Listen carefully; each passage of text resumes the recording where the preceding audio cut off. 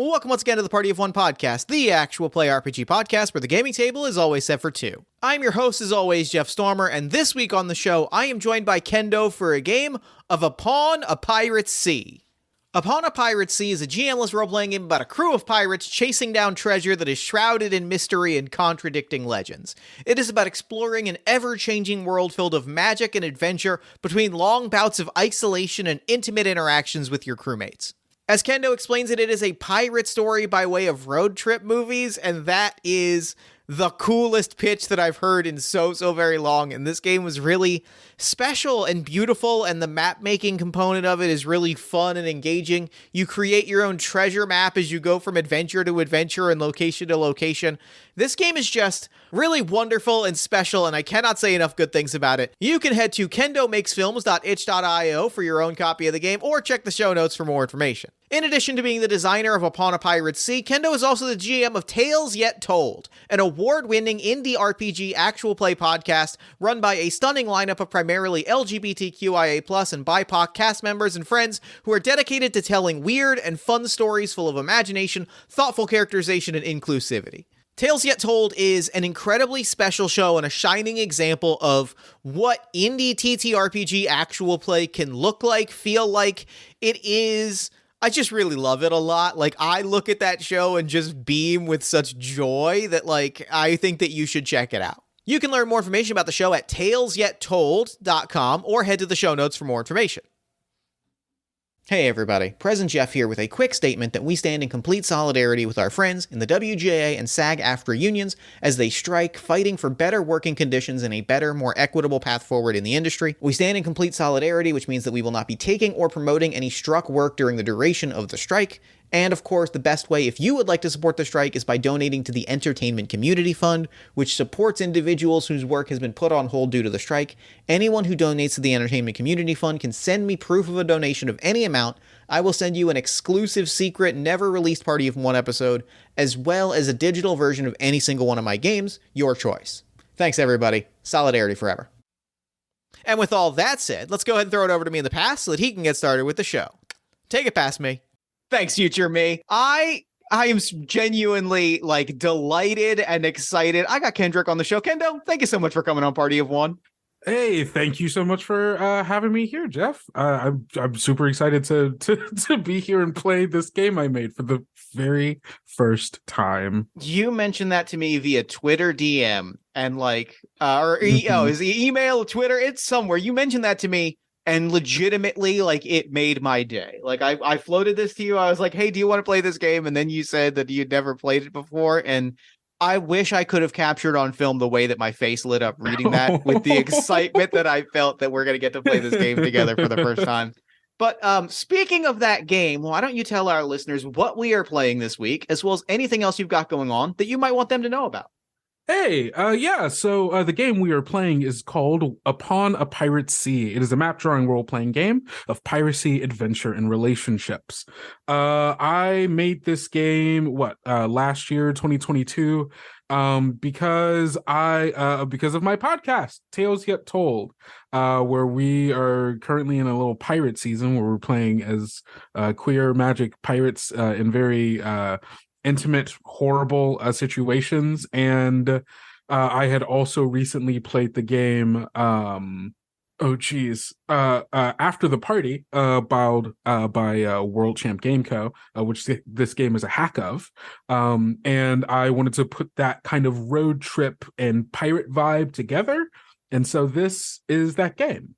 Now that you saying the phrase out loud, road trip and pirate vibe, that's one of those things that I had never stopped to fully consider it until sitting down with, and it just feels obvious in retrospect, right? It's such a good pairing that in my head I'm like, I don't know that I can name a very specifically pirate road trip vibe. Right? And it's what is a treasure hunt other than a long road trip on the sea? But you get money at the end of it, potentially. Yeah, no, you're exactly right, and I am completely stoked to get to do a piratey road trip today. This is true. I'm stoked. This is going to be great. Yes, I'm so excited. All right, so talk us through the start of the game. We are playing pirates. We are going on an adventure. Talk us through how we get started. I hand the reins over to you, or I guess the piratey steering wheel of a ship. I'll take the helm here. To stick to the metaphor. Right. So yes, so this game is pretty easy to set up. The thing that we need right now is, well, we're in it, roll 20. But if you were just playing this game at home, you could just have a piece of paper. And what this map on roll 20 or any virtual table or whatever is going to be is quite literally your map, your treasure map, or our treasure map in this case, where we are going to be dictating, drawing, and leaving kind of an artifact of our adventure here, us being the pirate crew going on this treasure hunt. So we're here, we're in roll 20, but the first thing we're going to need to do is to make our characters. This game can be for 2 to 6 players, but for a game of 2 players, it is recommended that when creating our characters, we can create more than one character if we would like, since 2 people would be a kind of small ship. That sounds great. I love that. I was actually thinking that exact thing, especially as I was flipping through the character types. I was like, there are multiple characters that I would like to create. Then yeah, we can 100% do that. I would say for there being 2 of us, we can just so there are 6 character types that we could choose from. We could either choose making all 6 and we do 3 each, or we can do 2 each and have a 4-person ship. I think making fine. all 6 sounds great. Like making some characters, answering some relationship questions feels like that's you can probably tell that that's my jam, and so like I'm all in on this. All right, so let's make some characters. Yes. Okay. So we have 6 characters to choose from. I'll just list them all in order for the people who can't see this. So there is the captain, the first mate, the navigator, the cook, the stowaway, and the boatswain or boatswain, however you want to pronounce that. I won't. I've been watching enough Below Deck recently that now you saying that out loud made me realize that like in my head I'd been saying boatswain, and then I realized, oh, that's the thing that they keep saying on the trashy reality TV that I like. Got it. Okay, now we're up to speed. It's weird. It's one of those words that is not pronounced at all the way it is spelled. No, and then you did like that's the thing. I'd been hearing it said, and I've been reading it, and there was just not a connection made between the two. And now there is, and I feel like the Matrix. I feel I'm seeing the Matrix now. You can see the code. So every single one of these archetypes are also tied to a specific deck, because the deck of cards that we're going to be playing with is split between the black cards and the red cards because they mean different things, but we'll get to that later. Archetypes of each of these are tied to a specific suit of card. And so whenever we play and we're drawing cards, when you draw a card that is of the same suit as your character, you will answer the suit prompt that is tied to that specific archetype. And so again, we have the captain, the first mate, the navigator, the cook, the stowaway, and the bosun. Of these 3, we can kind of round robin this, go back. I think that sounds great. Yeah. You know what? I'm the guest here. I will let you choose the first archetype. I have had my eye on a particular character archetype all day. I would love to claim the bosun. The bosun is the character, like that was the one that jumped out to me that I was really, really excited about. Yeah. Awesome. So yeah, for the bosun, each of the archetypes has like a little description to kind of give you a sense of who that character is. Yeah, I can read this. The bosun, you have an intimate connection with the ship. It is almost like you can hear her whispering to you. You prefer the quieter company of the ship and the sea more than you do other people, and you'd offer your life to protect this ship and the crew who sails her, regardless of how annoying they are. Yes. I think our bosun's name is I'm gonna go Sherry. Last name. I'm gonna go Sherry Starboard. Sherry Starboard. Sherry Starboard is the name Ooh, of our bosun. I love that. Actually, I'm gonna change it. Uh, I'm gonna change it slightly because I like ooh, Starboard as a nickname. It is mm-hmm. Starboard Sherry. I'm gonna Google remind myself how to spell it, but name is Starboard Sherry O'Shaughnessy.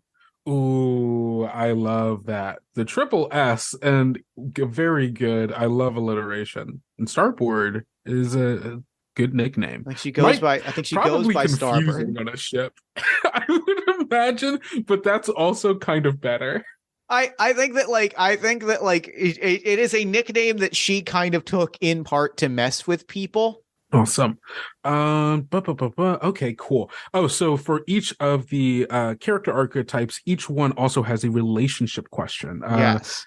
Question that you can ask to any of the other characters that we make here. But let me make my first one. I think let's go through choosing each of the three, and then we can ask all the questions. So then we'll That sounds just good. That have sounds really good. That the sounds full great. list. Yeah. Ooh, okay. Who do I want to? You know what? I'm gonna take the cook. Oh, the cook is good. The cook feels I love a good cook. I Love a love good cook. cook characters. Almost universally my favorite. It's so I'm a big fan of cooking in general. But on Tales You're Told, I get yelled at a lot because I describe food very well. And so having cook characters is always fun for me because it gives me a chance to describe food and in some way my players through being hungry. Who's our cook gonna be? Ooh, okay. What about our cook is named Uriel? Hmm. This isn't a word. This isn't a name, but Uriel Nennis. Is That's going to. that's great, is what it is. Like that. Thank you, I'm feeling it. thank you. Man, does Uriel have a nickname? If I think of one for Uriel later, or maybe one will come up during play. Who I knows? like that. Yeah. Yeah. Um, So yeah, there we go. I think that usually so my gut is all like I so often lean towards like big dramatic leader characters. So I'm gonna Mhm. play against that and conscious and specifically take the first mate. Ooh, okay, okay. Our first mate's name is I go Patricius. I like Patricius. Ooh, Patricius. I'm gonna go Patricius Moore is a good name. ooh, I do. I like Moore's on that last name. So good. Well, knowing that you were trying to avoid taking the captain, I will take the captain. Oh God, ooh, I gotta pick a strong captain name. Our captain's name is going to be Captain Mary Two Ears. Mary Two Ears is a really good cat. That's a really good pirate name. That's a really good pirate name. Also, why does she have to specify that she has two? That raises so many questions. So many questions. Now here's the challenge that we're The in is last that the one. last two are like both great. We've somehow like all six of the archetypes are fantastic, which means that the last two that are in front of me are very difficult to choose The between the navigator and the navigator and the stowaway. stowaway. Um, I'm going, let me see. What do I have? I've got the bosun, I've got the first mate. I think I've got I'm gonna go. Okay, then in that case, I think the bosun, I think in my heart, the bosun and the navigator would be too similar, like in terms of like where the I'm way, playing. And yeah. so I think that the fun option for me is going to be playing in the stowaway. Okay, okay, that makes sense. Then that means I will play the cook, the captain, and the navigator. Our stowaway's name is Grem. Graham. Just Ooh, that's Grem. good. That's really good. Oh man, ooh, I gotta pick a good one for the navigator. So for the listeners, the navigator is the most explicitly magical archetype of them. And You commune with the so, spirits of the sky to help guide the path of your ship. Your reputation as an intellectual has made you the go-to problem solver, whether you want to be or not, and you are keenly attuned to the fact that the winds can change at any moment, and you've learned to always be on your guard. yeah, real. These are all so Okay. evocative, is the thing. Thank you. I've been steeping in just weird magic pirate flavoring for like the past like God, how long has Whispers in the Sea been out? Like 6, 7 months. So it's like the thing that my brain is currently soaked It's a in. good vibe. It's a truly a good vibe. Yes. Let's go with I'm gonna give them like a title. I don't know to what Ooh, order they God, I love a belong good title. to, but I'm gonna call them Magister. Magister Heathcliff. Magister is good. Right? I like a good Magister's real good. Magister. Just a good title. All Right? right. So now we're gonna go through I think we'll each have one of our characters ask a relationship question. Do we want to do sort of a across the aisle? Each one of our characters ask a relationship question to one of the other players' characters? Yeah, I think that'd be best. Okay, well then I'm gonna start with my bosun. You helped me repair part of the ship once. What was it and how? I think I'm going to lean into what I was initially feeling and ask that question to Magister Heathcliff. You helped me repair part of the Ooh. ship once. What was it and how? What if the like sails or something had gotten torn, so you were having to, undo the rigging to like try to bring them down, but like it was just so windy that day, whereas like it was just a real bear to get through. Mm-hmm. And I called upon the spirits of the sky to get the wind to die down just for long enough for you to be able to take down the sails so that they can be mended. That rules extremely hard like that, and it's Yeah. such a good moment of like it established, yeah, that's great because it gives me such a clear vision of Magister Heathcliff that your approach to that option was calming and settling the storm rather than doing anything like more direct or hands-on. Like there's like a magic and a mystery and all, like, and it gives me a clear picture of like what that looks like. I love it. Okay, let's see. What is the navigator's questions? Ooh, I helped you solve a personal issue once. What was it?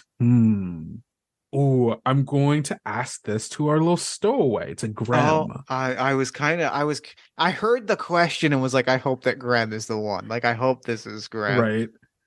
Solve a personal issue once. You know what? It's a little bit of a silly answer, but it's a very good stowaway answer. And like, it tells me a lot about Graham. I didn't know how to swim. That's so good. How would I help you learn how to swim? I feel like I don't there's a reality here, right, where I answer this question in the way where it's like I talk to the spirits of the sea and I like help them I help move the water around you in a way to help support you during Mhm. your like learning how to swim.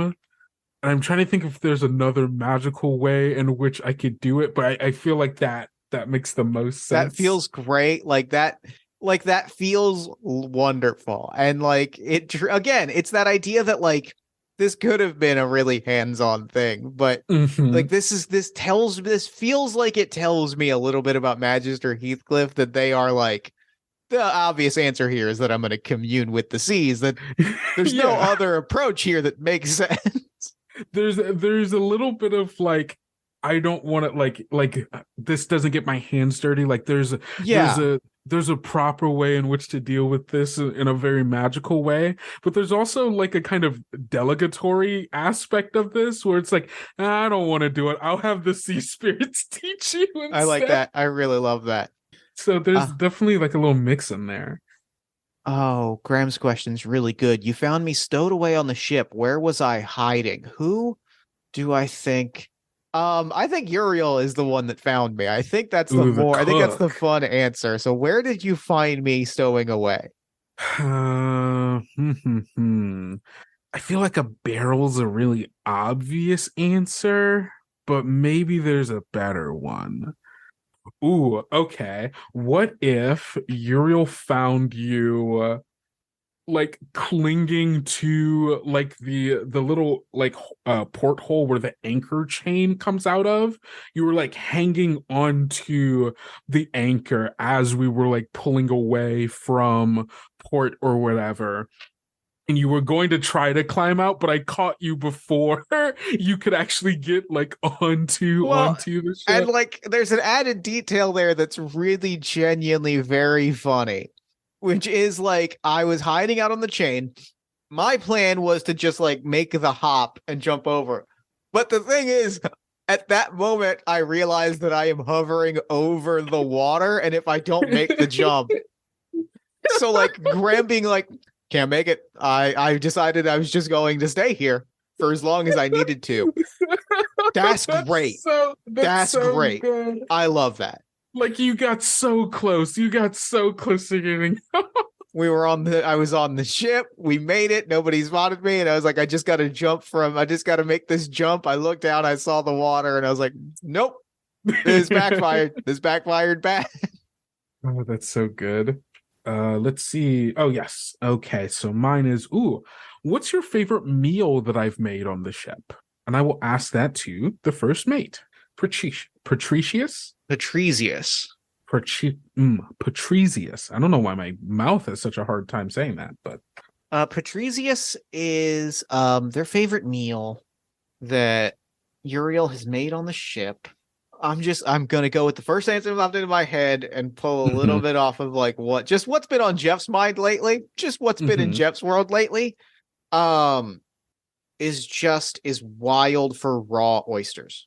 Ooh, okay. I also am a big fan of oysters, so I can they're get down really with good. that. I think that on the one hand, and I guess my question for Uriel, because Yeah. I think how do they feel that Patricius's favorite meal, ostensibly a meal that does not require any work from the cook? Well, so here's the thing. I think it's definitely like you're getting raw oyster, but like I think in order to make up for the fact that's like, okay, this is just me collecting oysters and like shucking them and giving it to you, is like they make like a little sauce. Oh yeah. Or like a nice little yeah, I guess it's really just sauce. Or I guess you can Do you know what there are I'm gonna different ways in which Do you know what I'm going to go for it. propose? Just based on literally the last time that Jeff, had oysters that Yeah, go blew my for it. mind. It's a raspberry vinaigrette sauce. Ooh, that's good. That sounds amazing, It was actually. so unbelievably good, is the thing. Like Ooh, it legitimately like caught me off guard. And so like it is a fine made raspberry vinaigrette, which is obviously, being that it's a berry, is like not easy to come by. yeah. So And it's like, like, okay, yeah, yeah, it yeah. adds this. That's what makes it. I think that the oysters are good, but the vinaigrette is what really like seals the deal. I love that. So my question, Patricius's question, our first mate question: what personal secret have you shared with me? And it feels real appropriate that the last remaining character is the captain. Yeah. Ooh, this will say a lot about our captain. What secret is this? Ooh, okay. Tricius, you can't share this with anyone. All right. Understood. Understood. One of my ears is fake. That explains the name, of course. No one asks. No one asks if it's your name. They just assume it. I will admit I've been wondering, and I bet a lot of people are quietly asking, but no one asks it out loud, and now it all makes sense. Yeah. Just keep that between the two of us. It's it's not like I'm ashamed of it or anything like that. It's just I like the questions. I understood. Of course, I Yeah. completely. You've got to have a little pageantry. I completely understand. Right? It is between We're you, pirates. me. It is between you, me, and the sea. And unlike our dear friend the Magister, I don't talk to the sea. Well, I appreciate you for it. I'm seeing the last question, Mm-hmm. and I do want to. I'm gonna up the ante a little bit. Oh, I'm gonna Giving Patricius a title. Ooh, Battle Master. Oh, that's Battle really Master good. Patricius Moore. I'm like, because why don't you read the question first? So the captain's question is, how did I convince you to join the crew? And I think the title Battle Master like is from my old life in some kind of Royal Navy or some kind of like formal Ooh. Navy. And so Ooh, like I want to up that ante of like, how did you convince me to join the crew and leave behind the Navy that I was serving under? that's really good. I will say that the last question actually goes to the bosun, Oh, because oh, well, the cook's question was to right. Patricius. Well, you know what? Keeping the Battle That Master title, just no, that's like still good. That's still as good. as we were That's playing out the scene, I felt my posture change, and I was like, "X, this is a ex Roy, this is an ex pompous military type, and that feels like a good pompous military title." no, yeah, no, I still love that, and I'm 100% down to keep that canon. All right, so so how did you convince Starbird to join the crew? Yeah. Well, this is you have to answer this. Oh crap, you're right. I forgot that that's a question for me. I think I'm gonna write it in quotes. Ooh. I've written down I came with the ship, and I like the idea that like Starboard just the second that Mary like set sail on our ship, Starboard like has been there was just package deal. But I also wrote in parentheses that Captain Mary had to convince the ship.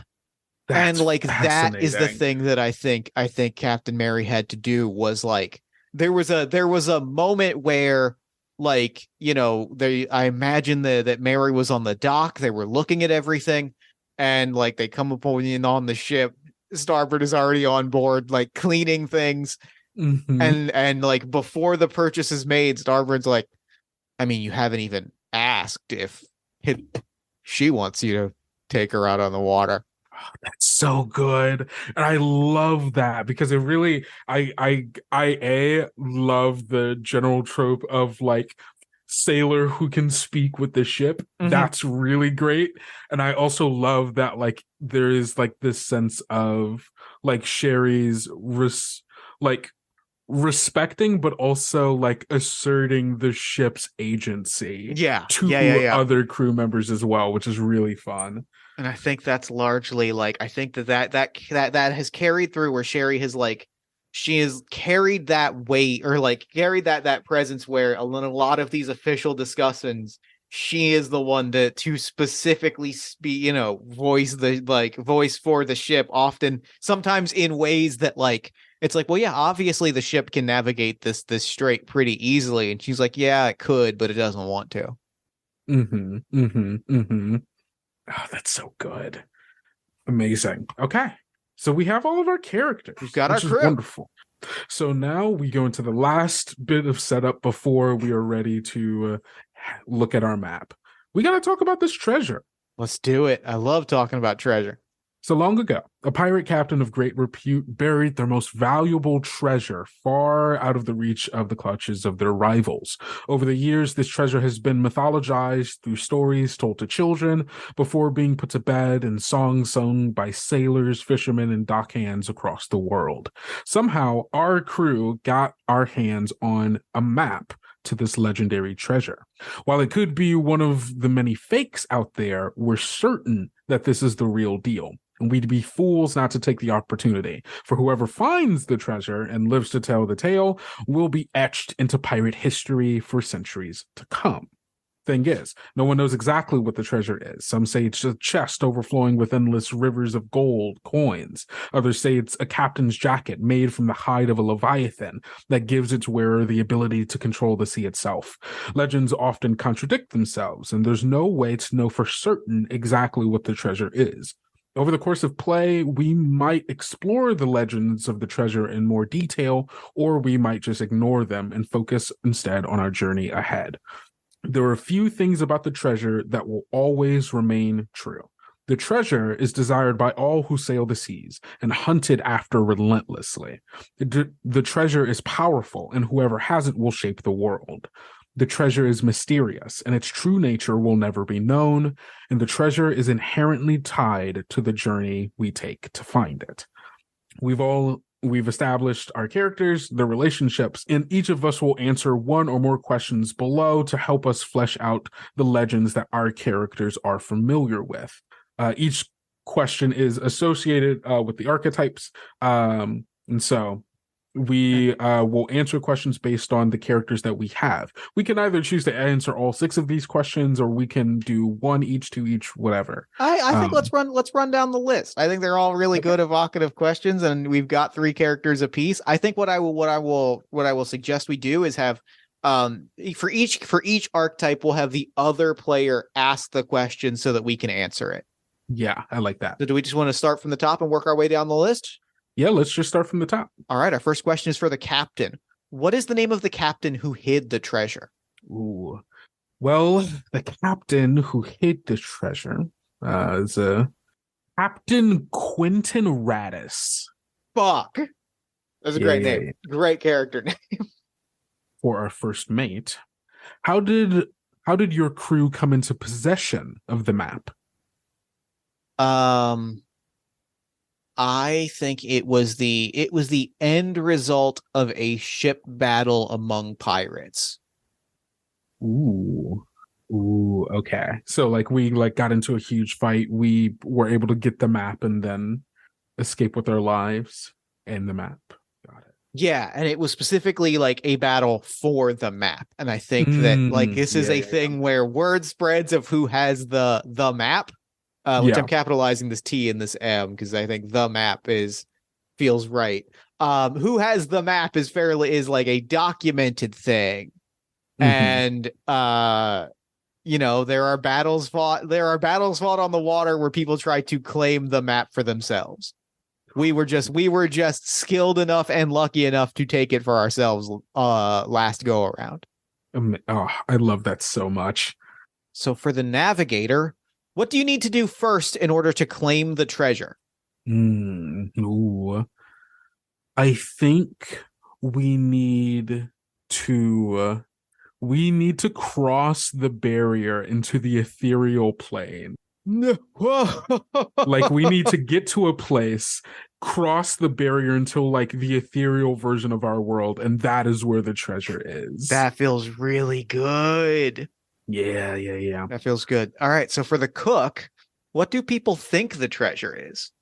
I think people believe that the treasure is the crown of a fae or fairy regent. That's cool.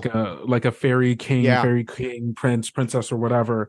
But it's I think people think that part of the reason why this map is kind of passed back and forth through all these different battles in kind of a Eris, goddess of chaos, puts the golden apple into the world and it just causes destruction, where the battles are kind of fun for whomever is putting this game into play, and the winner of the game gets this crown that allows you to what does the crown let you do?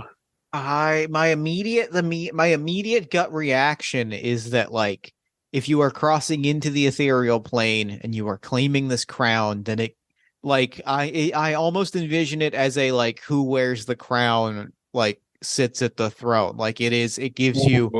It gives you a place at the table. It gives you a place out in the court, at the courtly dinner. It makes you that's so cool. You just get to become a fae regent. Yeah.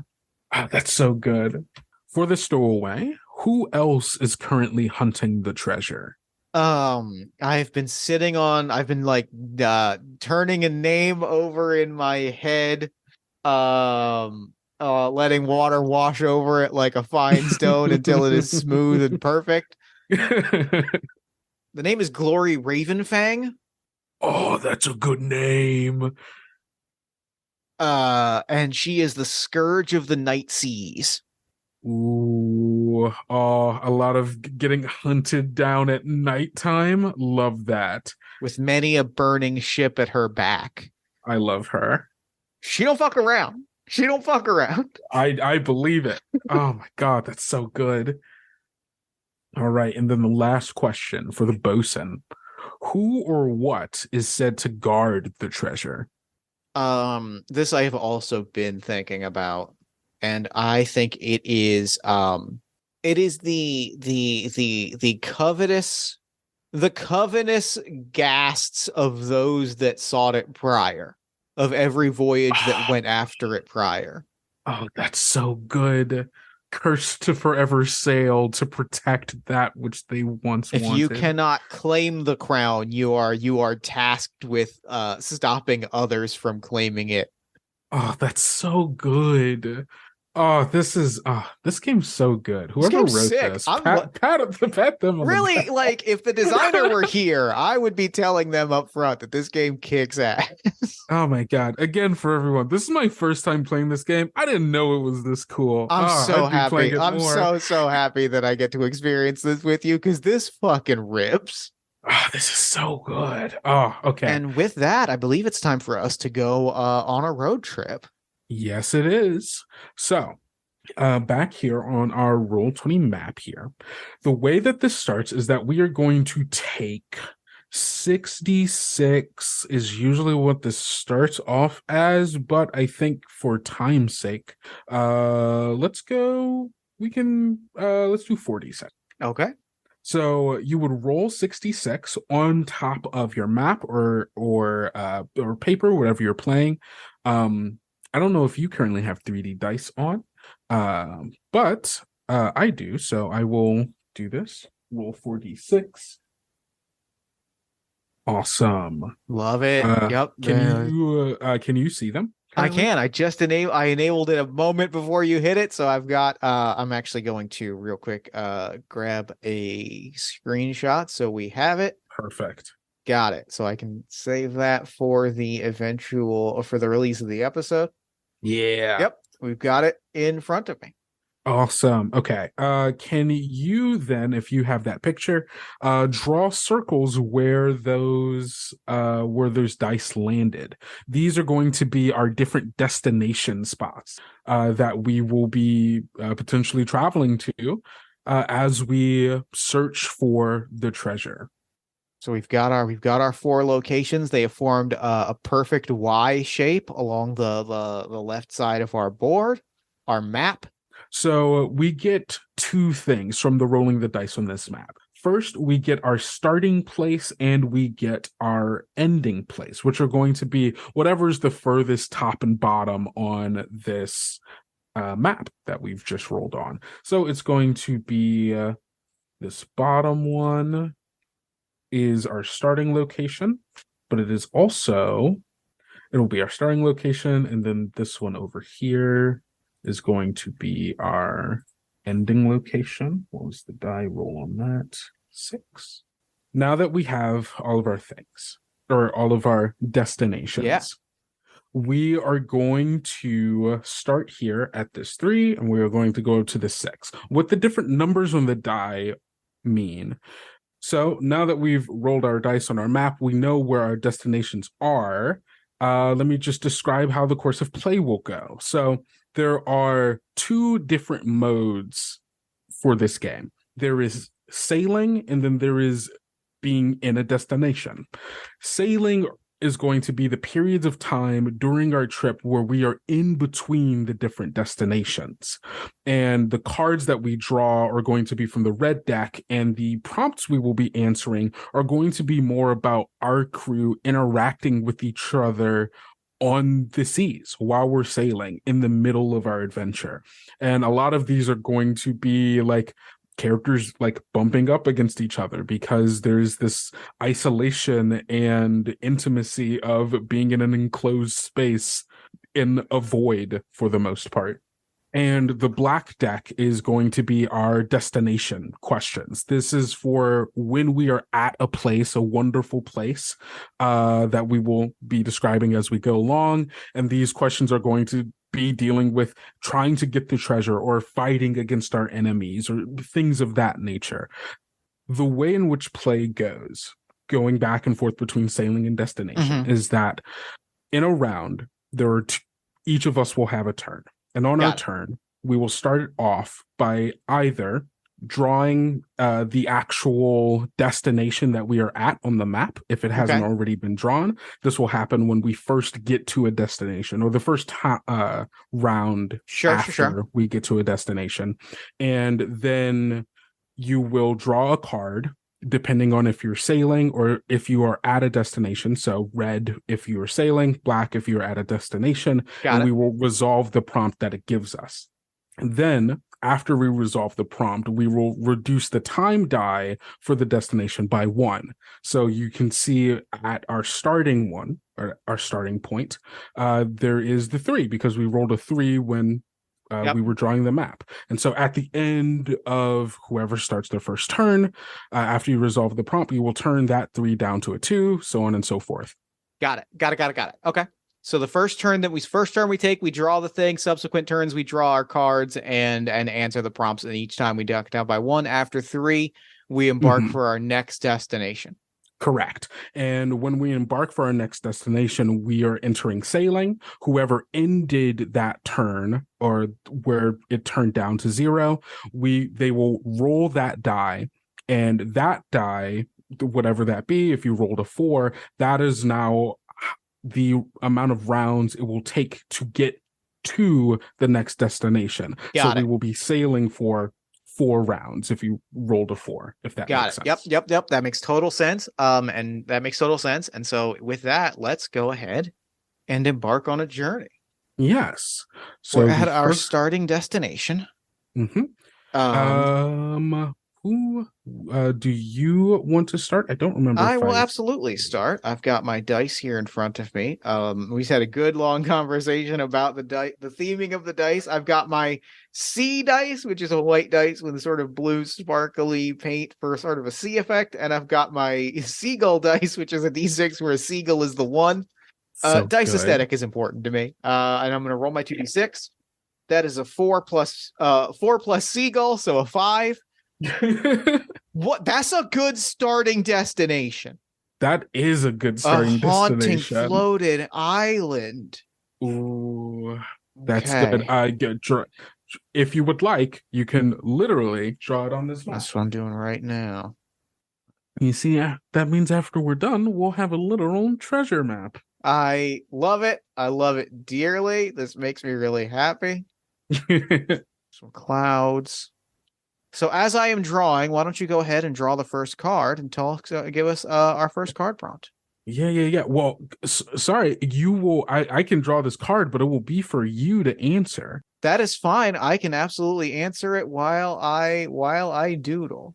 All right. So we are at a destination, meaning we are drawing from the black deck, which is this bottom one right here.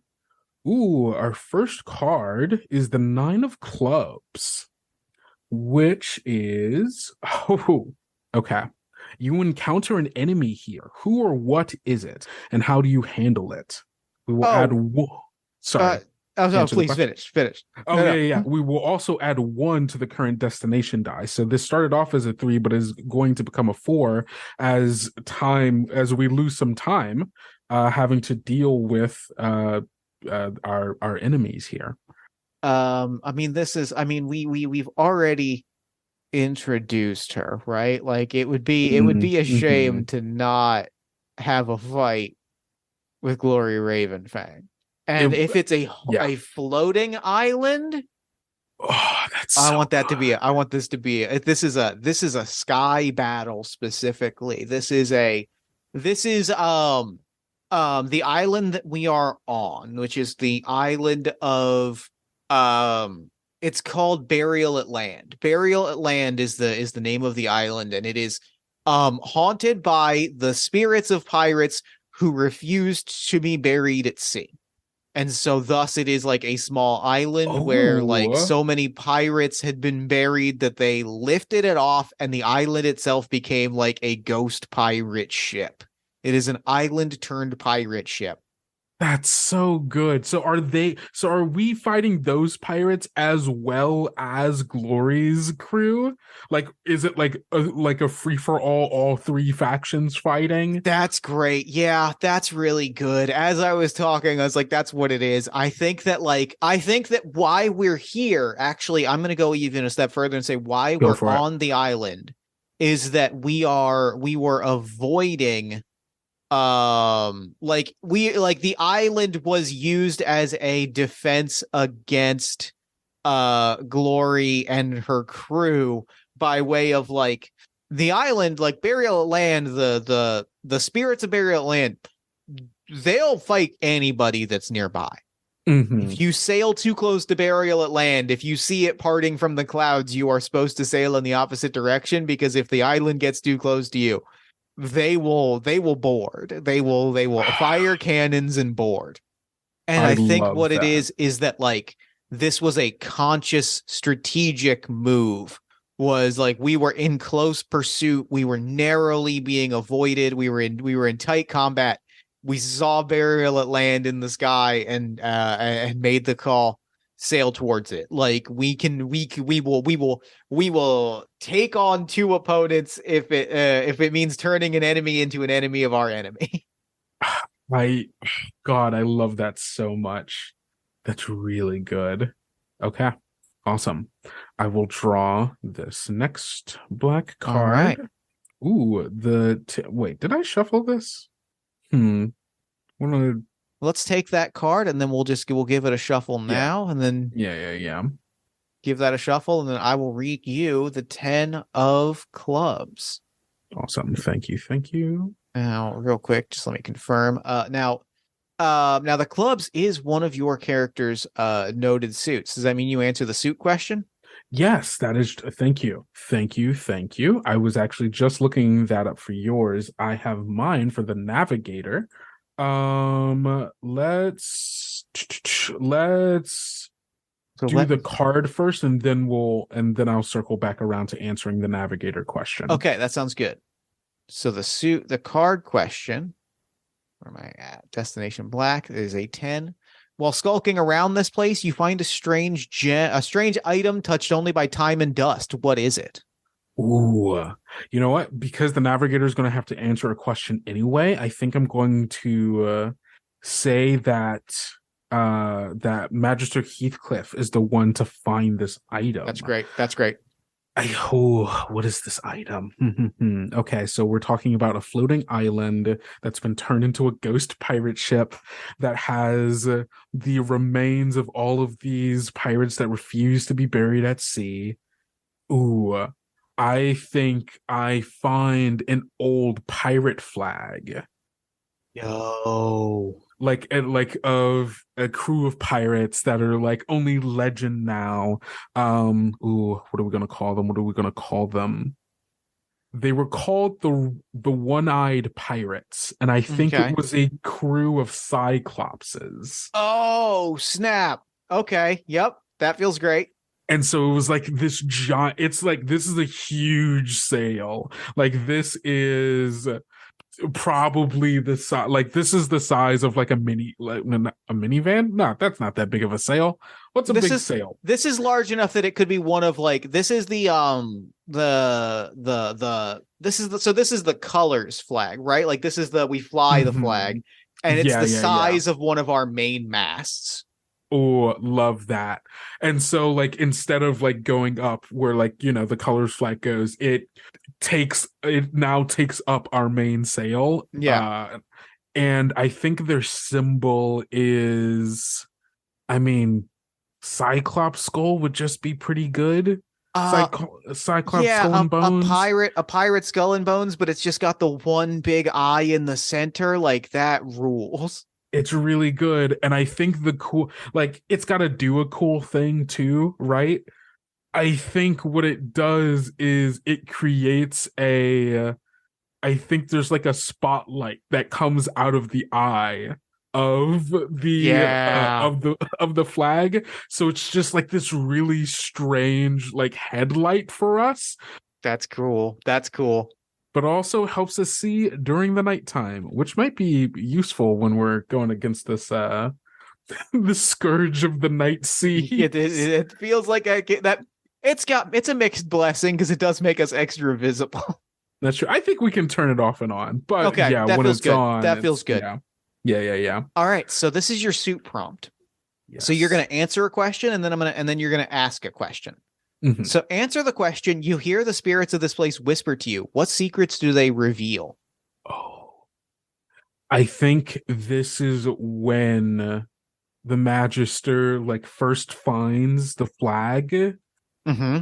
They hear the whispers of the Cyclopean crew, and I think the captain of them tells them of a I think tells them of a portal, like this captain had either like seen before, heard before, that if crossed could potentially lead to the ethereal plane. It could also potentially lead to other planes as well. You just have to know how to work it. That's cool. That's really good. Yeah. And like doesn't tell it, like isn't like more specific. It doesn't say here's how it works, here's how to find it. It says it's in like gives like a vague like title for the place. Not even like the general location, not like, oh, it's on this island. It's like, oh, it's this glade that you have to find it, where it's like the Imperial with an E Yep. glade or something like That's that. great. I love that. I really like that.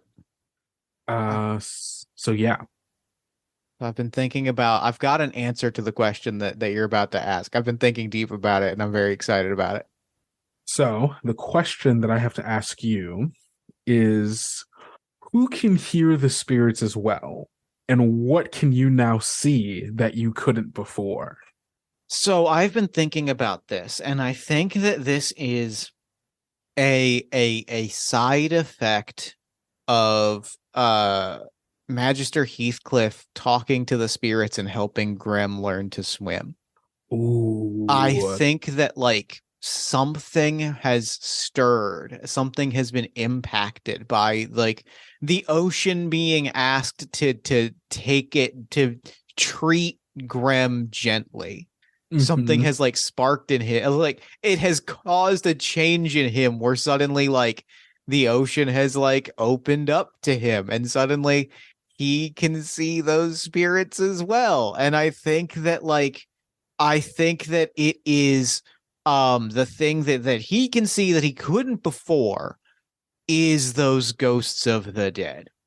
And I think that it is an element, and I think that it is an element that comes in handy because I think that there are the ghosts that reveal themselves, right? Especially on Buried on Land, there are the ghosts that have shown themselves, and those are the ghosts like swinging on ropes and climbing masts and things. Skeleton pirates, those you can see those. But there are also the ghosts that are like hidden beneath the waves almost. There are the ghosts that like float along, the spirits that have not quite turned to violence. Those are the ghosts that like can also be seen. And I think Magister and Grem can both kind of see these ghosts that are at relative peace. Grem's not thrilled about that.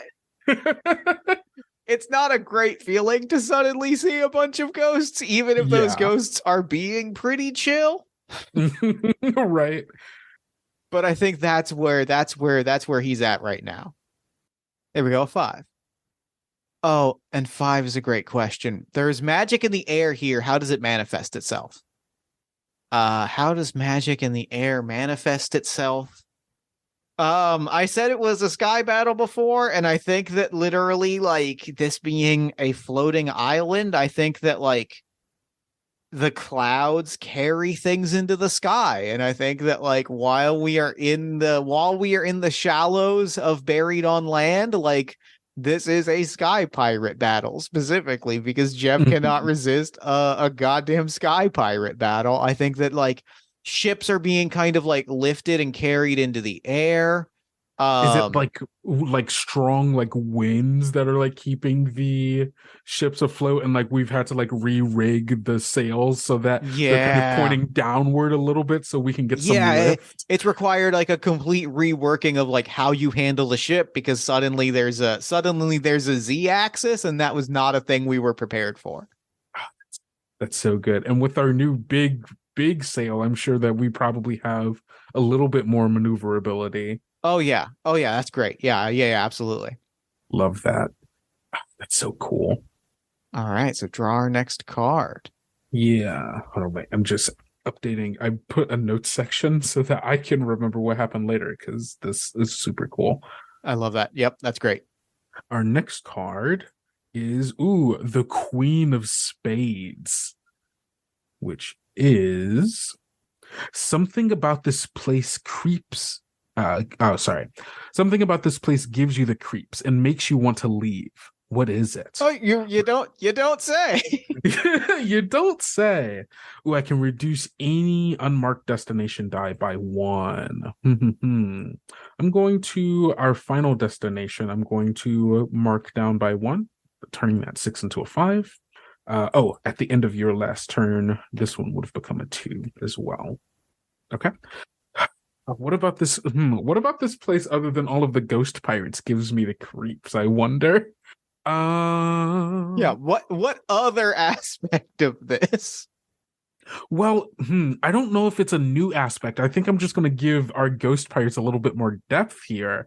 I think the thing that gives me the most creeps, as we've spent like a couple of days here still kind of playing this kind of cat and mouse game with with Captain Glory Ravenfang. I think every night there is the we hear like the ghostly singing Oh, of I hate a that. hundred pirates across the island who are in communion with each other and like kind of singing these songs of mourning of the lives that they once lived but no longer can, and like the isolation of like not being able to be like buried at home like near loved ones in their hometowns, uh but like having to be on this island with other damned pirates who share the same fate. And so it's like this really strange like mixture of grieving with like community of this kind of sucks, but at least it sucks together, you Yeah. know? Yeah, yeah, absolutely. Yeah. And I think like while we're like still alive, trying to keep our hopes up so we don't get killed by by the scourge of the night seas, I think like it's creepy, because it's just ghost singing, but it's also like I hope we don't die here and join this chorus of grieving ghosts. Yeah. Yeah, yeah. And so with that, I'm going to draw our last card for the destination because that's going to take us down to a 1. And this is our Yep. final card, and that is the 8 of spades, which I do like. I know that it's a question we've answered before, but I do Yeah. like it here. I do like it as the last one here because it means that we are on the run. We encounter an enemy here. What is it? How do we handle it? I am going to reduce a destination by 1. I would love to reduce our next destination from a 5 to a 4. And I think what it is what is a thing what is the thing that chases us off? I think that like we managed to avoid the worst of Glory's forces, but what is the thing that like forces us to flee before we can really like explore and try to like solve the mysteries of burial at land? I think it is very much a like, especially between Grimm and Uriel, there's a sense that like there's are mysteries here that could be unpacked, and something it is the ghost of a sea dragon is what it is. It is a ghostly sea dragon Ooh. reveals itself to us and promptly makes us all go, you know what? Unfortunately, we are unable to solve whatever mysteries wait for us. We gotta go. I love that. I've been playing a lot of Breath of the Wild recently, so the only thing in my mind is just one of the dragons like coming out from the water and like flying, just like Yeah. kind of passively, but as passive as like a giant Yeah. ancient dragon And it's can a be. scale thing where it's like this thing will crush us one way or the other, so we gotta go. Yeah, that's really good. I love that. Awesome. So, you were the last person on this. That one becomes a 0. Um, and now you roll a d6, and you get All to right. choose which destination we're heading to next. Typically, it will be whatever is like the next in line in the direction of where our final destination is, but technically, you can choose whatever. Let us I'm looking at the clock. I'm thinking I've got my dice here. I've rolled my result. I'm thinking let's set sail for our next destination. We'll do our sailing. We'll do our next destination, and then we'll leave it there. Okay, I'm I down think for that that. feels good because I did roll a 6, and that's a lot of That is time at sea. that is a lot of time at sea. Yes, awesome. Okay, All cool. right. Works for me. Let me So drop that you number here. you can draw the path as well. Make it as weird and squiggly as you want. It's not all right. I'm just gonna make a note that it's a 6 because Roll20 is not cooperating with me. Okay, yeah, I can write it down But as the well. path that we're sailing, I think we are sailing very far in the opposite direction. Like it is a wide arc in the opposite direction, despite there being a fairly straight line. Because did I mention there's a ghost dragon? We are trying to get as far away from this We place are as putting possible. some distance between us and the dragon. Understood. Yeah. That's good. Then with that, you will draw the first card. Yep, from the red deck. A 6. All right, it was not an 8. That's at least something. Yeah, we're getting some other numbers. So the 6 of hearts. Ooh, why this one, huh? Why this one? Something causes this leg of the journey to slow down. What is it? And add 1 to the current sailing die. I can't because we are already at our max of 6. Or reduce 1 from any destination. Okay, I'll reduce 1 for my next one. So I'll make that 4 or 3.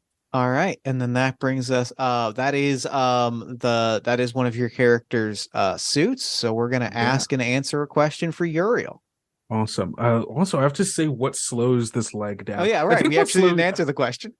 Yeah. Well, I think it kind of goes with the kind of shape that this is taken is I think we take the long way, right? We want to put as much distance between us, this giant ghost dragon, and then also Captain Glory as possible. So I think we very specifically, take a longer route just so we can make sure we're not being followed. Yeah.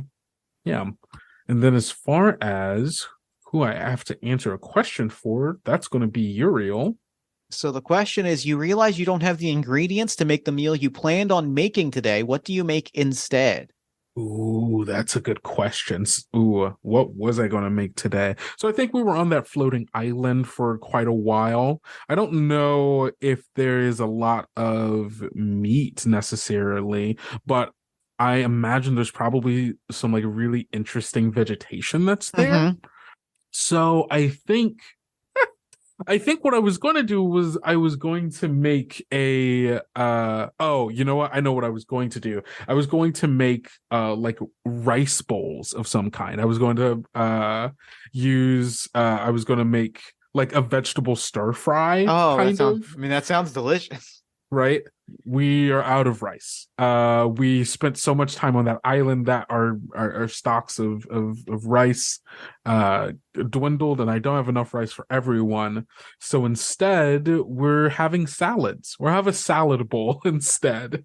We got lots of really interesting like vegetables and fruits from this other island. So I think there's like a mix between some like more like savory, salty with like real thick like greens and like onions and like root vegetables of some kind, and then some also more like kind of fruity and sweet like fruit salads. Okay. You got to Yeah. keep up the vitamin C, you know? We're out at sea. Yeah. And the question that I have to ask is, who is disappointed by this change and how can I make it up to you? Who is disappointed by the change?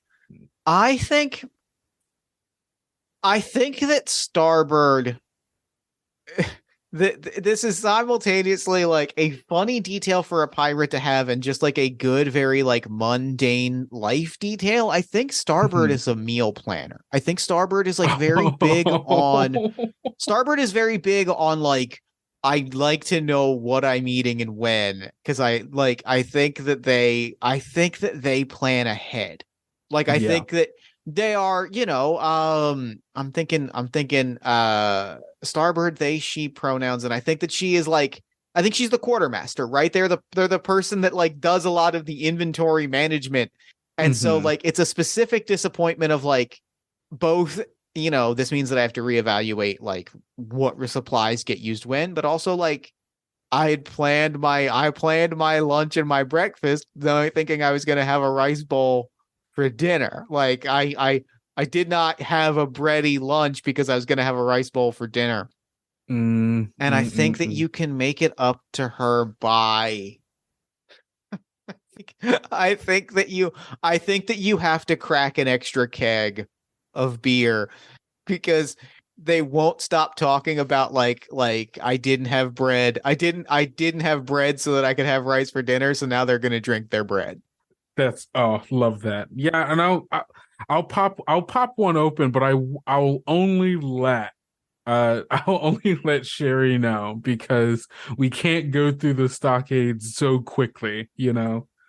I appreciate that. I Of course. appreciate that a lot. Amazing. All right, so next card. Yeah. I believe this is my card, so let me draw it. Mhm. And this is the six of diamonds. I keep drawing things accidentally. You're good. Uh This is the six of diamonds, so this is going to slow things down again.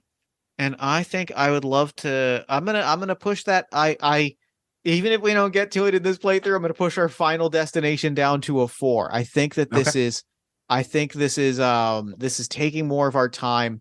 The other thing that slows us down here, the other thing that slows us down on this trip, I think is I think the ship was damaged. I think that we just had a three-way battle we had a three-way battle between us ghost pirates and our and one of the fiercest pirates on the water. Hmm. We are like having to, repair our ship on the fly. Like we are trying to repair our ship mid-sail, and it is a slow, dreadfully slow process. Yeah.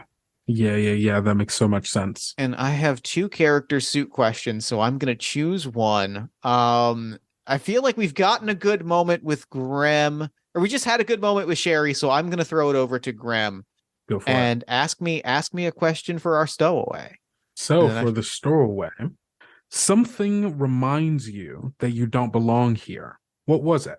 it is tying back into the answer that I just gave. Like I think it's everyone's in work mode here. There is no like the Mhm. camaraderie that is present at this moment is not a camaraderie of downtime because there is no downtime.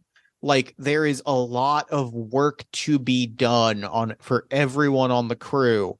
And Mhm. if you weren't a member of the crew and are just a person that was hiding out riding an anchor, there's not a thing like it is a lot of, for lack of a better way to put it, like gopher work. Yeah. But it's a lot of like I don't feel like I know I do not feel like I am on equal footing with the rest of the crew, which I mean understandably I'm not in some ways, but this is a moment where I am feeling that very pronounced. Yeah. And so who tries to make me feel welcome and how do they do it? I think it's Captain Mary. I think Captain Mary can like gets the vibe, right? That like, okay, things are a bit awkward. You don't have a specific like place on the ship, right? That hasn't like been carved out for you. But like part of her job as the captain is to be able to help support you in that way, right? You're one of us now. And so I think she comes to Graham and gives him a very specific like, hey, I need you to do something for me. And it's not just like grunt work. It's like I guess she's gonna ask, like, are you good at climbing? Are you good at I'm good at getting where I'm not supposed to be, sure. okay, all right.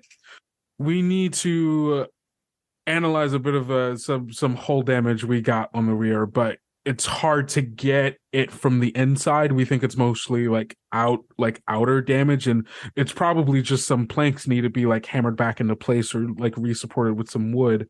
If we tied we tied you to the rigging and or to the side of the ship, to the banister, do you think you could make your way down there, down the side, and check it out for us? That sounds obscenely dangerous. That sounds like it is needless, like needlessly putting my life in danger. And as he is saying these things, he's already halfway down the ship. Good lad. All right. And so with that, draw our next card. Some This puts that down to a 3. Ooh, a 9 of diamonds. Let's see. Great. We're having a rough go. We had a rough go. For whatever reason, this deck of cards not loving us that much. That is a 9 of diamonds. We encounter an enemy at sea. Who or what is it, and how do we handle it? Add 1 to the current sailing die, or reduce 1 from a destination. You know what? This next destination, I'm going to reduce down to a 2. Okay. Who is this enemy? Well, I mean, it feels like, you know what? I'm not going to do the obvious. Okay. I think what happens is as we are approaching, as we are getting closer and closer to our next stopping point, we hit a patch of like almost like a rocky area. This has a specific term for. Oh, it's like a shallows. We hit like a shallows, I think is the there we term? go. Yes. We hit. So as we're on our way to our next destination, we're getting closer. We hit like a kind of a shallower part that has these large rocky spires coming up from the ocean, where classic, we have some harpies that end up trying to like call people off of the ship and grab people and toss them into the water to drown them. And we have to we spend like half a day like trying to fight them off, hide underneath. I think like the first thing that happens is like we maybe lose a person or two, and then quickly people start moving down below decks so that they can't just be grabbed and swooped off, and then we could plan for exactly how to deal with them. And I think we like get like we get torches, we come up from it, and as they like start coming down, we like light like crossbows and stuff, so that if we even like scratch them, right, we can singe their feathers a little bit, making it a little harder for them to fly, and also to help like kind of scare them off as we make our way through this this point in the ocean. Yeah, but I think it's like, because we have to go below decks, and it's like this long, like I don't think like we end up in a place where we kill them all and we're like, okay, we can go. Like I think we get out of here with our tail between our legs, and it takes us a good half a day to get out of this area because we have to move so slow and are constantly like having to fight off these harpies. That feels great. I love that a lot. All right, And and so that's going to be my next card. yep. That is the Eight of Hearts. Why do we keep getting eights and nines? The, What is the, the this? deck is not love. The deck does not love us. This specific deck hates us. I'm gonna say let's keep the current sailing die through where so we bumped it down Oh from yeah, the it was three supposed to to go down to two. two, so three. So Yeah, it'll stay at a 2 after this round. got it. Because I think that I think that because we're below deck of having avoided the harpies, we sail headlong into a water elemental that kind of holds our ship hostage a little bit. Yo. And it's not so much like an active, and you know what? I almost said it's not quite an active thing, but like I'm gonna take that back. I did say that that water elemental was holding our ship hostage. I think this water elemental just a scumbag. Yeah, It's just like, oh, you want to go by? What's it worth to you? That's there's a part of me that imagines we don't even notice for the longest time. Oh yeah, we just because don't it's realize like, we're not going, but like eventually like the water elemental shows itself, and in that big booming, like the entire water is speaking to us. It's just like, tell us what it is worth and we will let you on your way. oh my god, that's so good. What do we have to give up? I think we have what I'm trying to think, like what would water want? Yeah. Maybe it is maybe on like a previous expedition.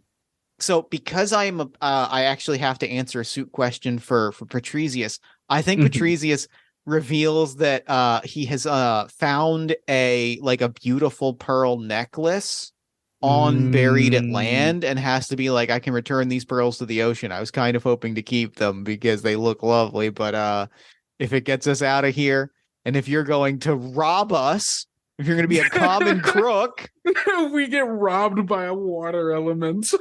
It's so funny. water elemental's a common crook. Just like, oh, you want to get past this bridge? I don't know. That's gonna cost I don't you know. a I'm pearl feeling kind of necklace or stormy two. today. You tell me. That's so good. Yep, Okay. that feels really good. All right, That and feels so really good. ask me the question for Patricius, our first mate.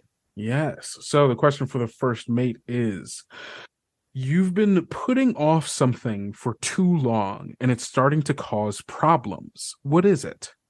Appropriate for the cards that we have drawn and for the story that we've told.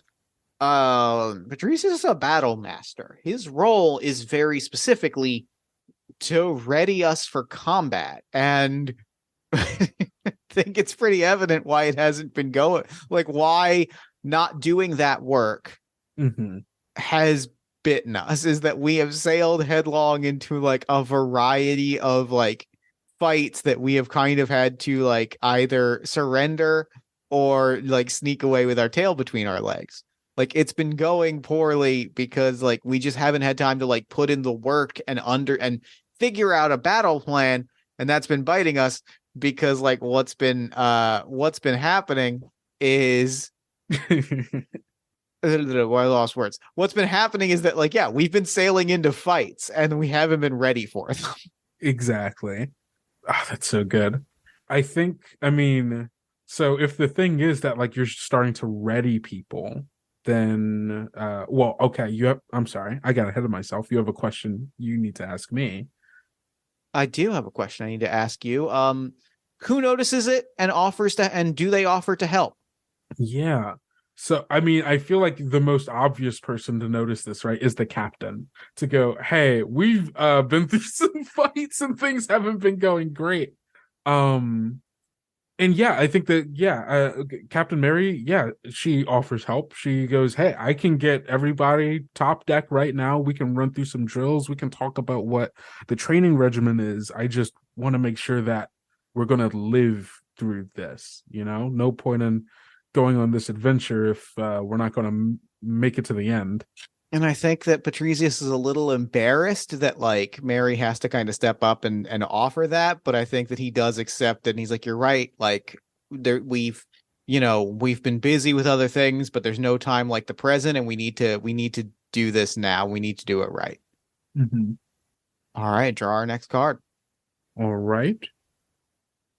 The Four of Diamonds. Let's see. Oh, ho, ho, ho, ho. You're feeling vulnerable. And why? Do you share your feelings with anyone? If so, who? This is a great question. Who's feeling vulnerable right now? Let's see. Do I have anyone? So I don't have anyone who's diamonds. Who is feeling vulnerable right now? I think Magister Heathcliff is feeling vulnerable. Okay. After our last encounter, with this water elemental, I think that they were the one who was kind of sent to kind of deal with the elemental, right? Okay. Yep. To negotiate. Because like talking with spirits, like that's that's Heathcliff's thing. Yeah, that's their deal.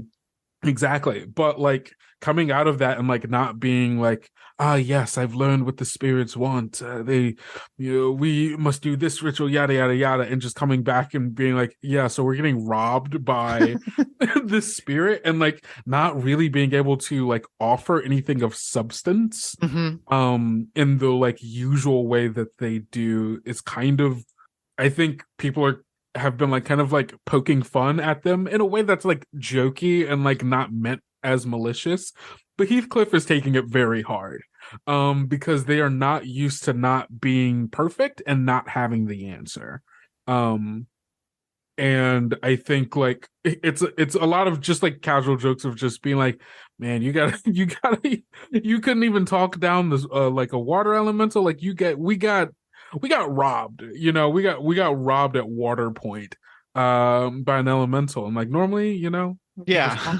it's like how do you come back? How do you bounce back from that moment? yeah, from getting robbed in an alleyway by a water elemental. So yeah, they're feeling a little soft right now. Did they tell anybody? I don't think so. No. Okay.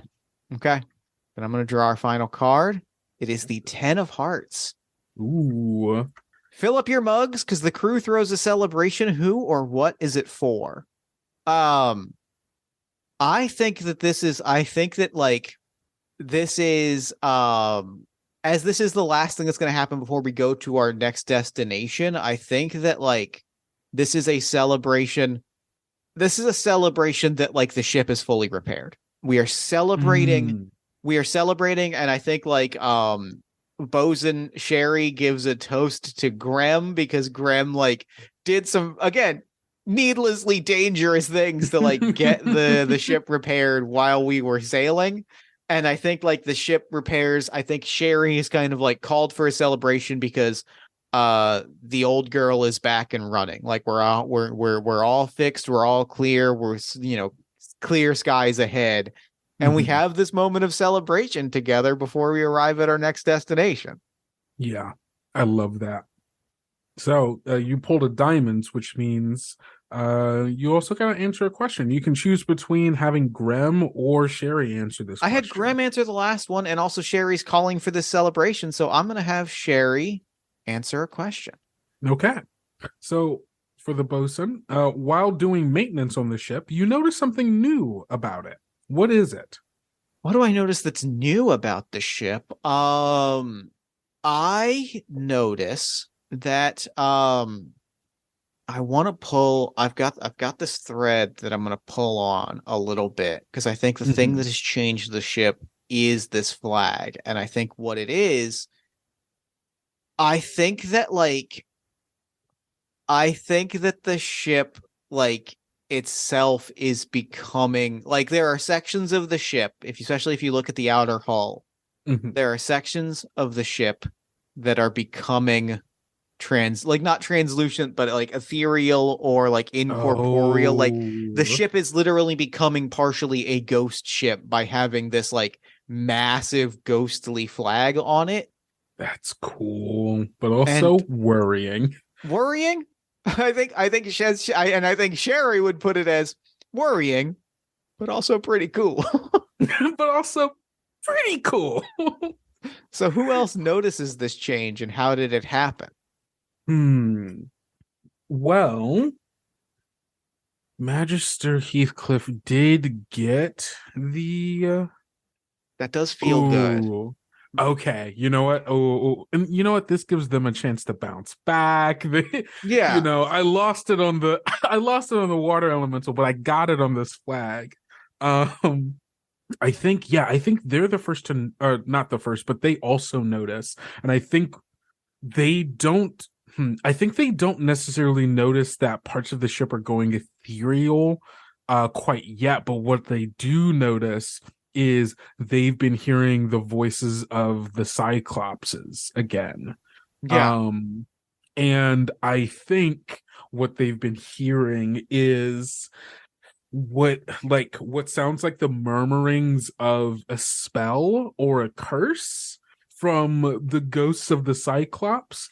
And I think upon like you like noticing like it's going like kind of ghostly and stuff, perhaps coming to Heathcliff, or maybe seeing Heathcliff like going around the ship to investigate.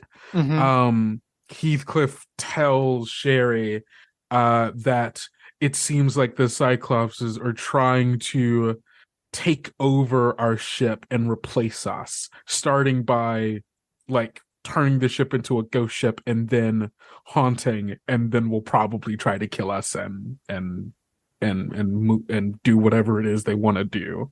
That's cool. I like that. That's a really good ominous challenge for the crew to deal with. Yeah. And then we arrive at our next destination. Um, Yeah. am I roll? I believe. Am I roll? I I'm gonna it will say. be So good. Yeah, it will be me since I will That's what I was be gonna the say. And I think one. that works Yeah. out for the best also because I drew the last one. So give us a roll. You're good. Oh wait, no, I don't have to roll for this because oh yeah, wait, yeah. I have to roll to decide or to figure out what this destination is. That's a 2 and a 2. Ooh, a 4. A float of a dozen connected Oh. ships. So, how am I gonna draw this? I think I'm trying to find a way. I'm trying to find a way for this to turn that isn't just the pirate city of Leviathan Hmm. from Fantasy High. Um, let's see. We've got all these ships. I made a face on accident. Let's see. God. What's a fun direction that having all these ships connected to each other? I have a. May I make may I throw an idea out? Yeah, please go ahead. I played a lot of Sid Meier's Pirates back in the day. It's a Okay. game that was close to my heart. And in the 2008 iconic video game Sid Meier's Pirates, if you collected a bunch of ships, you would just see all of them float around as though they were on a chain. And so, like, what if this is not like a Oh, communal thing? This is a pirate crew has floated a ball of their ships together as a tactical, like an intimidating tactical and oh, like that's really logistical thing. good. Oh, that's really good. The like, I don't know why the Cannonball Fleet was the The first thing that Cannonball came to Fleet's a mind great name. because it's just like one big ball Yeah. mass of ships. Yeah. That's really good. So yeah, I think we come upon the Cannonball Fleet, which is a notorious. I think it's not even. It's the Cannonball Fleet is not just like a crew of pirates. It is an interconnection. It is like a strange network of different pirate crews who at different points in time choose to work together, in which case they become a part of the Cannonball, the mass of ships. Um but there are like contracts and stuff that have to deal with that. Like you can serve like for a period of time if you want, where Hmm. you're like, oh, I'm not really doing like a bunch these next couple of months. I'll freelance for the Cannonball Fleet for a while. That's great. I really um love that. so it's like a weird mix between like a guild, a mercenary company, and like yeah, I guess those are the two things, huh? That feels good. That feels cool. I love that. Yeah, amazing. So we're here at the Cannonball Fleet. Let me draw the first card for this. gosh, ding. Can we draw anything that's not a 9 or an 8? That'd be wonderful. That would be nice. That would be nice. You know what? This is my game. I'm gonna draw another. All right, let's do it. Oh my god. All right, we're drawing another. We're drawing another. All right, a 3. All right, 3 of spades, finally. So, 3 of spades. Ooh, this place is unlike anything you've seen before. Something here catches your eye. What is it? I think, who's going to answer this question? Spades is the captain. That's true. All right, Captain Mary. What do you see? I think that.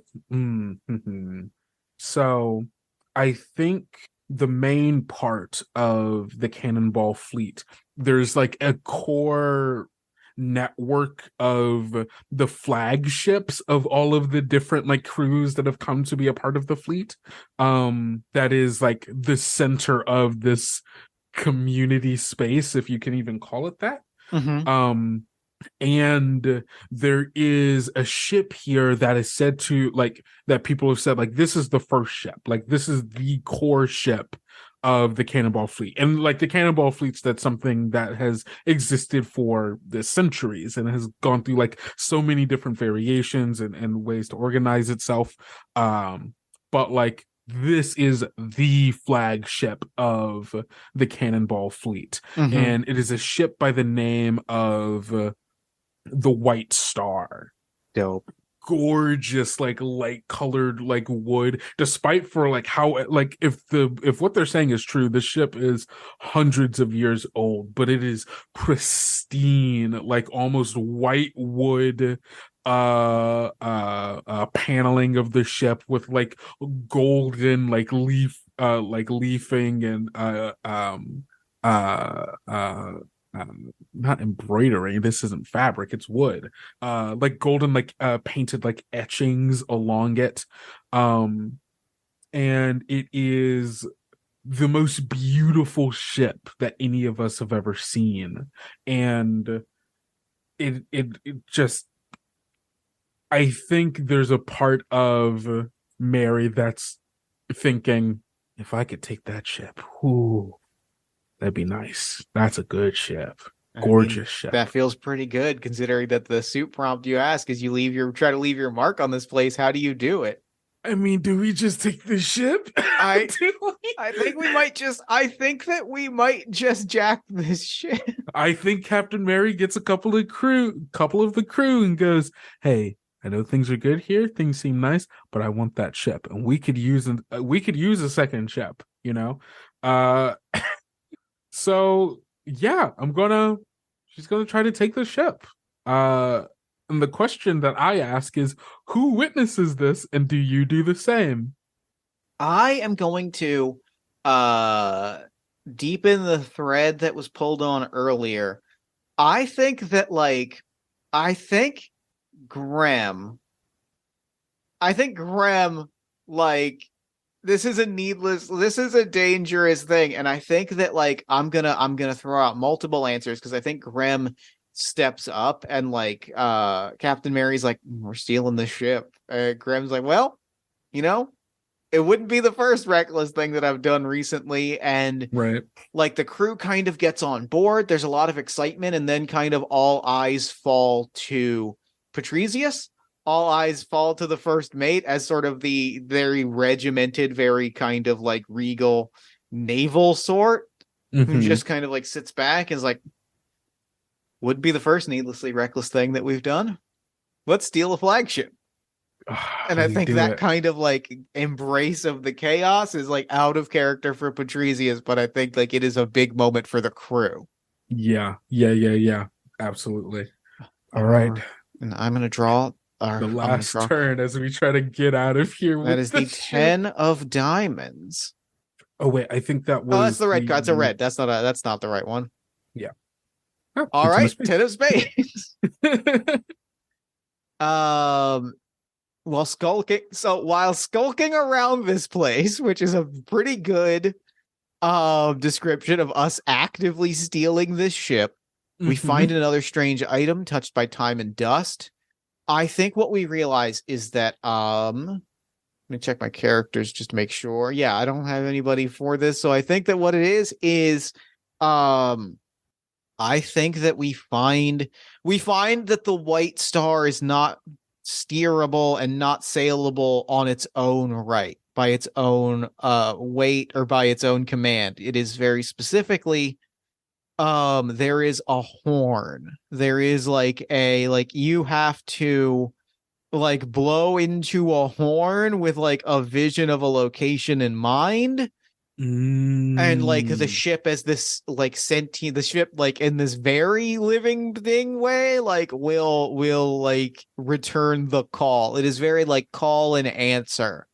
And so I think that like that's what we find. And I think that like that is what we ultimately heist to steal the ship as we sail away, probably with the entirety of the Cannonball crew behind us, is like, and I think that like our closing visual for this particular game is like, who is the character that blows the horn, do we think? God, is it Grem? I kind of like it being Grem. I do really like it to be Grem. Cool. There was another thing that I was thinking, that there's like, you know, our captain was like, hey, we could use this other ship, like, but like do we have the people for another ship? But then also we have these Cyclopses who are trying to take over. Mm-hmm. And so if we're like, hey, we'll put your thing, you're on this other ship, we still control it because we have the horn. Yeah. But I like kind of like if the captain gives Grem like, all right, you are going to be in charge of, since you're the one who sees ghosts now, you'll be in charge of working with the Cyclopses and like, you know, being our connection between the White Star, who are now like who is now being manned by ghost Cyclopses and navigated by Glenn. Yeah, that feels good. That feels really good. I love that a lot, and I think that I think that's great. I think that's fabulous. And I think the closing visual, I think there's a closing moment where Grem like steps up and is like taking command of the ship, and like is taking over the ship, and we see the ghosts start to command everything, and Grem is finally ready and looks over, and Sherry just has not left the old ship. What are you? Why are you? Shouldn't you be on the other ship? No, I come with this one. Oh, I love that so much. And that is our closing beat, and that is game. Oh my god, this was so much fun. That was so much fun. Thank you so much for playing this with me. This rules. Thank you so much for giving me an opportunity to finally play this game that I made. I'm so happy. I'm delighted. I am over the moon with this playthrough. Thank you again. This ruled. And before we wrap up, where can people find you and your work online?